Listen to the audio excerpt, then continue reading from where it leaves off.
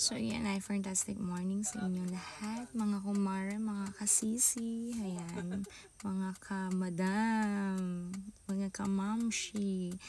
Ayan, good morning sa inyong lahat. So, andito nga pala kami stranded. Diba? Papunta kami ng sa isa sa barangay ng Kamiling. So, medyo bundok. So, pakita ko sa inyo. Ay! Parado yung kanya. Ayan, mga CS. Overheat yung ating cars. So, dito tayo ngayon sa Papaak, papuntang Papaak. Ayan. Sobrang bundok mga sis. Ayan.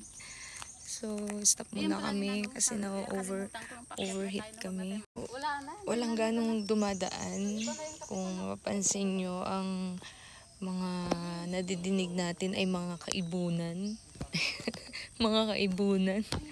Ayan, so pailan-ilan lang yung dumadaan na sasakyan. So sobrang bundok po nitong napuntahan namin. So sinasamahan namin ngayon yung mga business partner namin. So pupuntahan namin yung Dulong Co-op dito sa Kamiling. So kanina nakita nila kami. Ayan, babalik na lang daw. So ayan, may mga iilan-ilan, mga motor.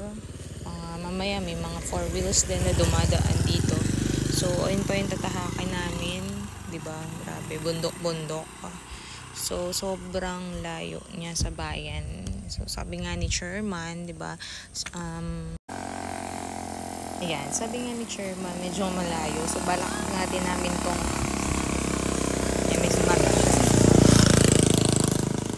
may tricycle, 'di ba? So medyo malayo nga daw, sabi ni Chairman. So balak din naming motorin na lang, ganyan. So hindi pala siya kaya motorin kasi medyo malayo siya. So since marami kaming mga dala, 'di ba, is mas na-priority namin yung car na lang siguro. So ayun na mga mamshi, mamaya mag-update ako sa inyo kung asa na kami. Ayan, bye-bye. Ingat tayong lahat. So, ayan, try na naming paandarin. Hey! Ito po yung aking poging driver. Medyo abangan mo yung daan pag ano na. Let's do this, guys. Open window muna tayo, mga momshi. Overheat tayo, mga guys. So, ayan. Kasi puro paakyat pa tayo. Ayan, papadaos-dos na lang daw po kami para hindi po kami mag-overheat.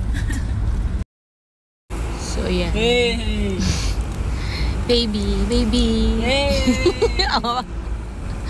Ayun na po yung bundok. Malapit na. Oh, yan. No. Ayan. So, ayan guys. Nandito na tayo sa Co-op ng Papaak. Ayan, yung nakita nyo kanina is mga tanim nila na mga gulay. So, ito yata ay ampalaya. So, meron pa sa baba. Pakita natin. So, ayan yung kanilang taniman sa kanilang co-op. Ayan, grabe no. Ano ba to? Ampalaya o patola? Ayan, guys, kayo nang mag-husga. So, itong mga pinuntahan natin is mga cooperative agriculture.